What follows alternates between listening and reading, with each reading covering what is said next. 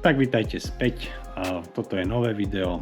Dneska budeme rozoberať motor z Mini, ktorý sme v minulom videu vybrali, takže ideme si ho rozobrať, pozrieme sa na to, čo sa s ním stalo, v akom to je stave a prečo sme ho vlastne vybrali. No a dneska ešte nejaké veci si potrebujeme pochystať, budeme skladať nejaké motory si budeme musieť pozrieť, takže máme toho dosť, tak poďme na to. Tak ja už som si z toho zhodil sanie a na to, že to je priamostrekový motor, tak tie ventily vyzerajú celkom fajn. Vybral som aj štarter z toho, takže musíme si povoliť ten hydromenič, a aby sme si to vlastne zavesili, takže ja chcem, že ten hydromenič ostal v prevodovke, takže si to teraz vyberem a budeme pokračovať ďalej. Takže ako môžete vidieť, ja to už mám nahodené na stojane, idem si dať dole tú kabeláž a budeme pokračovať hadice, ostatné veci, turbo, pozrieme sa dovnútra, ako to vyzerá a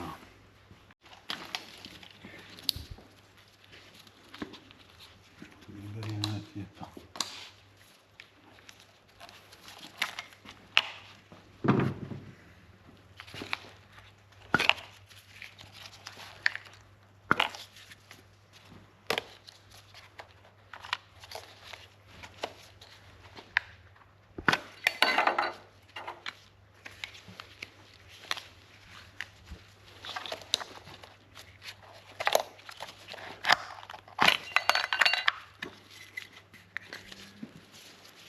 Takže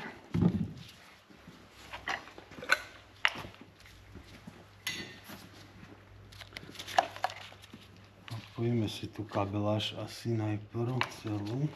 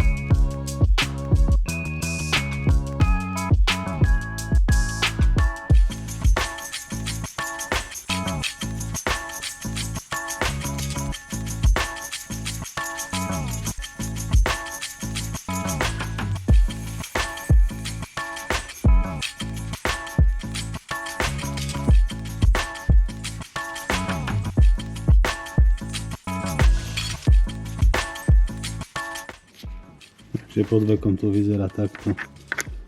Je to riadne zanesené. Aj tu na už ten španovák toho rozvodu je, som povedal, že dosť veľa vysunutý, takže asi bol najvyšší čas.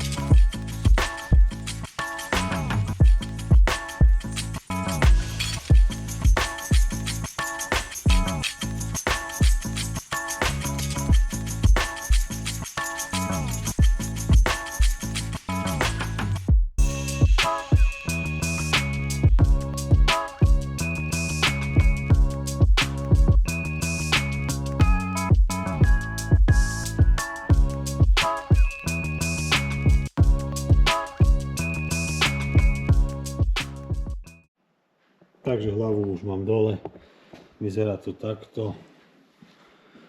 Máme si ešte tu skontrolovať tie vodítka. No, podľa tých sviečok možno aj vidíte, že to nespaľovalo moc dobre. Takže tak, no. Neviem, či to je vidno v tých valcoch. Vlastne tu v tomto mieste je to úplne vyšuchané. Takže aj tie piesty už takto hrkali v tom motore. Takže ja si to ešte idem dorozoberať, vlastne túto časť, ten domec s tým filtrom, nejakých zopár vecí. A pozrieme sa na ten spodok. Takže ja ten spodok už mám rozobratý. Tieto ložiska hlavné vyzerajú takto. Je to na nich vidno, že sú už vydrané. Vlastne tá štvorka a tá peťka tu na konci je taká divná. Ojničné ložiska sú na tom tiež rovnako. Som povedal, že ešte trochu horšie. Lebo je to takto vydrané celé, neviem, či to je dobre vidno. Takže tak, no.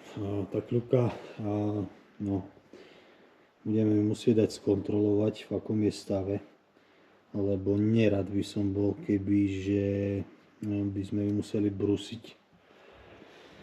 A najlepšie by bolo, keby bola v poriadku a sa dala iba preleštiť a by to šlo. Takže ja to idem ešte celé rozobrať si, vyčistiť ten blok, pretože vidíte, akom je stave, to je úplne celé čierne. Takže idem si to ešte všetko celkom vyčistiť a budeme pokračovať a budem komunikovať s majiteľom ohľadne toho, čo budeme robiť, čo bude ďalej. Takže tu aj na tých piestoch je to vidno, ako tento teflon už je úplne zodraný. Vlastne ten piest tam tu takto búchal v tom valci, takže všetko ideme meniť. Takže piesty určite idú nové, vybrus motora na väčší rozmer. Tá kľuka to takto ešte uvidíme. Tu som vybral solenoid, toto je vlastne z tej sacej strany. Je to takýto nejaký bordel, akože úplne. To je že bordel. No neviem, čo to je, ale... Takže toto mi mohlo spôsobiť veľa problémov v tom motore, takže neviem, či to je vidno aj v tejto vani, či to bude vidno. Ale je to také, no, také leskle celé. Ten olej je vymenený asi 3-krát, pretože no, malo to, ako som spomínal, problém s tlakom oleja. Tak my sme si ako nejakú cestu vymysleli tu, že skúsime to čerpadlo olejové.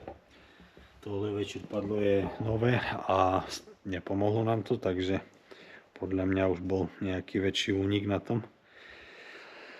Takže tak. Tak aj tu na to je vidno vlastne, aké to je celé čierne od toho usedenia vlastne toho oleja, toho karbonu. A tu je to aj vidno na tej, aká je tu drážka vlastne vydraná od tej reťaze. Čiže úplne je to na dotyk, že zub. Takže tá kvalita toho oleja klesá tým pádom, že sa nemení ten olej. Je tam dlho, usádza sa ten karbon, znižuje sa jeho kvalita toho oleja samotná, takže potom motor aj zle maže. Sa to pridiera potom na tých piestnych krúžkoch, vydierie sa to takto, ložiska trpia, takže ľudia, mente si olej, predídete tomu rozoberaniu takémuto. Pri motor vlastne nevydrží väčšine, ale viete ten nábeh a vlastne tú životnosť predĺžiť už len tým, že sa o ten motor staráte tým spôsobom, že vymeníte pravidelne olej. Takže toto je, myslím, že také maličko, čo môžete spraviť pre tú životnosť toho motora. Vymeniť olej, vymeniť filtre a takýmto spôsobom sa o ňoho aspoň starať. Takže tak.